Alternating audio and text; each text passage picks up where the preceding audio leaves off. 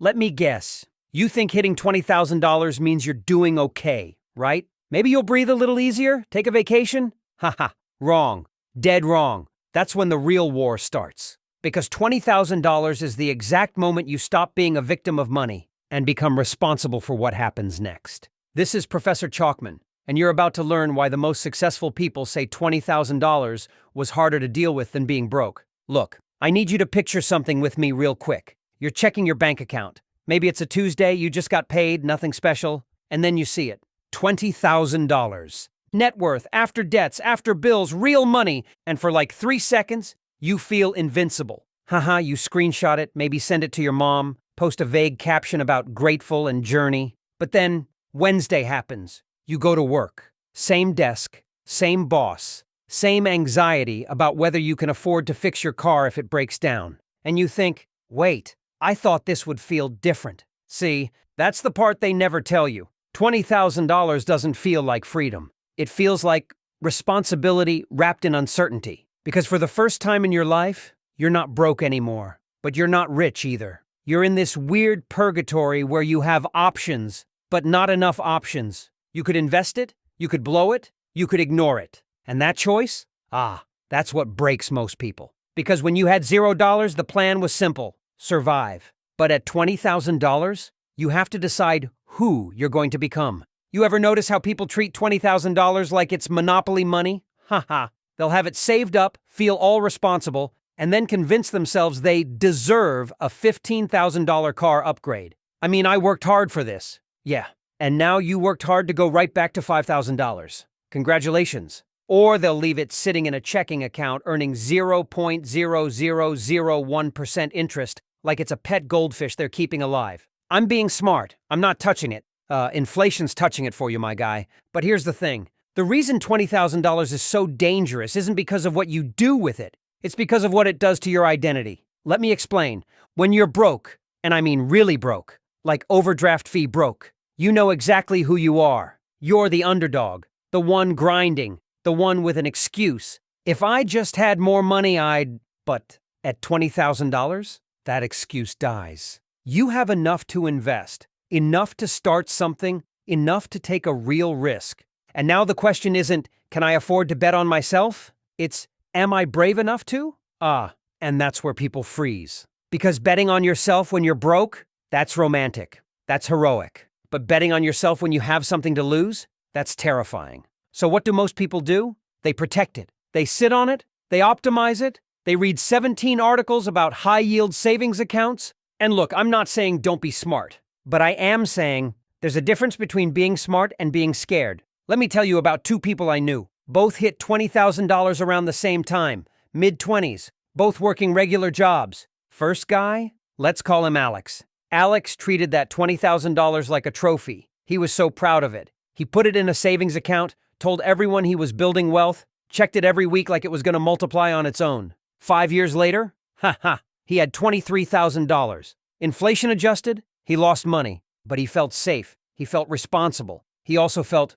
stuck. Second person, let's call her Amanda. Amanda hit $20,000 and had a panic attack. Not because she didn't have money, because she finally did. And she realized she was out of excuses. She'd been talking about starting a design business for 3 years. When I have enough saved, well, she had it. So she took $8,000 of that $20,000 and went all in.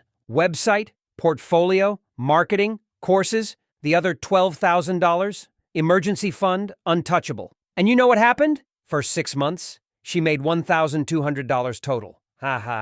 Cried on her kitchen floor twice. Questioned everything. Her friends with their $20,000 sitting in savings, they felt smart. See, that's why you don't take risks. But Amanda kept going. By month 10, she'd replaced her job income. By year 2, she was at 6 figures. 5 years later, she's got a team of 12 people. And Alex still has $23,000 in that same account, wondering why he feels stuck. Now look, I'm not saying everyone needs to start a business. That's not the point. The point is this. $20,000 isn't a safety net. It's a launchpad, and most people use it as a pillow. They finally get enough to make a move, and they go to sleep on it. Because here's the uncomfortable truth. The moment you have options is the moment you're accountable for not choosing. See, when you're broke, you can blame the system, blame your job, blame your parents, your city, your luck. But at $20,000, you're not broke anymore. You're choosing your next move. And that choice, that's the scariest freedom you'll ever have. Because now the question isn't, why can't I get ahead?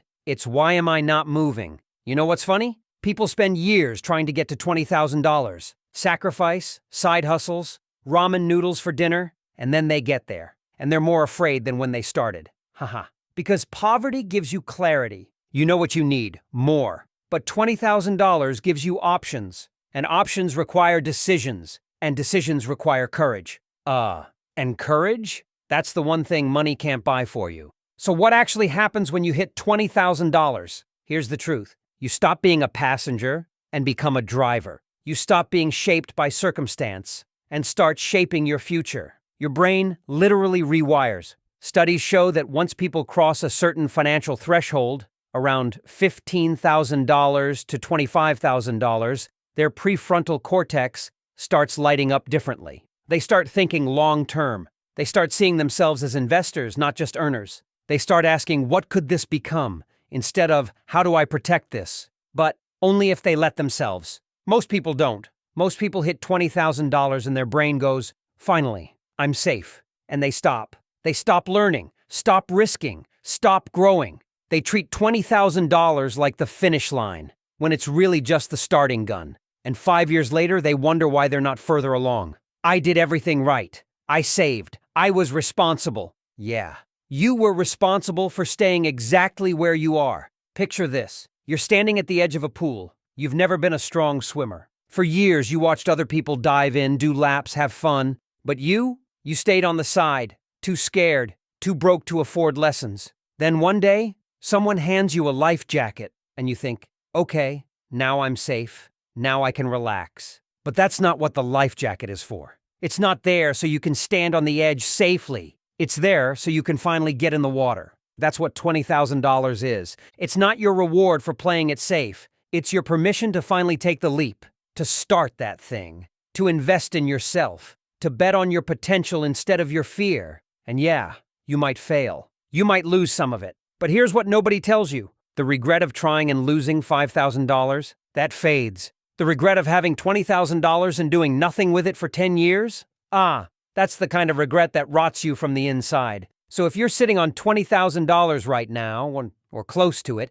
let me ask you something. What are you protecting it from? Failure? Loss? Judgment? Or are you protecting it from success? Because I've seen it 1,000 times. People save up money, say they want to change their life, and then when they finally can, they find every reason not to. It's not the right time. I need to research more. What if it doesn't work? Ha ha ha. Yeah, what if it doesn't? What if you're exactly where you are now, just 5 years older and way more bitter? Here's the paradox. The people who treat $20,000 like it's everything, they stay stuck. The people who treat $20,000 like it's nothing, just fuel, just a tool, they 10 times it. Because they're not attached to the money. They're attached to what the money can build. See, $20,000 doesn't change your life. But the decision you make with $20,000, that changes everything. So what happens when you hit $20,000 net worth? Nothing. And everything. Nothing changes if you stay the same person who got there. But everything changes if you let it turn you into someone new. Someone who doesn't just save money, but uses it. Someone who doesn't just survive, but builds. Someone who realizes that $20,000 isn't the destination. It's the moment you stop asking, can I? And start proving I will. Because here's the thing they don't teach you in school. Wealth isn't built by people who play it safe. It's built by people who had just enough to take a shot, and took it anyway. $20,000 won't make you rich, but it'll show you whether you have the courage to become someone who is. And that's the only number that really matters. This is Professor Chalkman, and you've got $20,000, or you're about to. The question isn't what happens next. It's who you become next. Class dismissed.